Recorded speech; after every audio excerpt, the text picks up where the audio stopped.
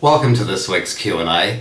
We've got a great question from one of our viewers in Sydney this week, and the question relates around property ownership, I guess. So this person said, look, a friend of mine has given me some advice. I've been looking to buy a place to live in Sydney, and I'm finding it really difficult because the sort of property that we're looking for, it's a professional couple, is going for prices that we are struggling to be able to afford. And it's something we're seeing, quite commonly in especially the Sydney property market, where you've got young professional couple, both partners are working, they're making high income, so they're on the maximum tax rate, and they're looking to purchase a property, and it may be going to cost them $2.5 to $3 million, and they're looking at a very large mortgage to be able to purchase that property in the first instance. Quite often we're looking for people to borrow up to 90%, depending on what profession they're in, or certainly 85%, and then have the ongoing burden, clearly, of having to service this large non-deductible mortgage at interest rates which are currently certainly not inexpensive, when we're looking at around 5.5% to 6% for many variable rate owner-occupied mortgages. So the issue that these people have is they know what they want, and they can service the loan to purchase that, but then you've got to look at the pure economics of that. Let's say you've borrowed $3 million or $2.5 million to purchase this house. Now at 6% interest, that's a lot of money. Perhaps $150,000 a year of interest, and if both spouses are on the maximum tax rate due to their incomes, then $150,000 to service a non-deductible debt means they're probably going to have to earn about $280,000 just to pay for that interest.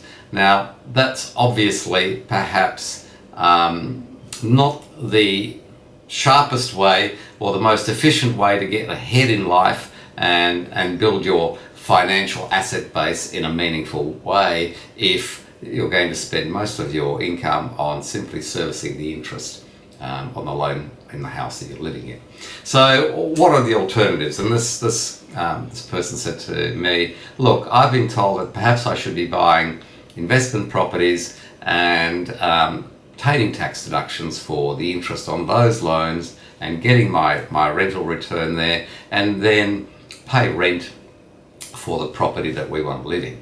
Now, all of those things, like everything, there are many answers, and all of those things can make sense, but it's important to be pretty disciplined and be really efficient in terms of doing this if you're going to use that as a strategy, because quite often people want everything and they want it straight away, and that's when things go a little awry. So if you are going to use this strategy where you're going to buy investment properties, so you have an exposure to real estate in particular markets, or perhaps in markets other than the market that you're living in, you can do that, and you can rent the sort of place that you want to live in.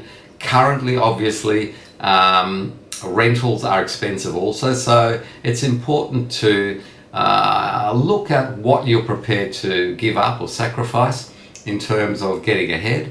And let's say you can move into a property that maybe, if you're a professional couple and you don't have children, a really nice 2-bedroom apartment. Now the rent on that, who knows, in Sydney, in a desirable space, the rent on that could be, let's say $1,500 a week.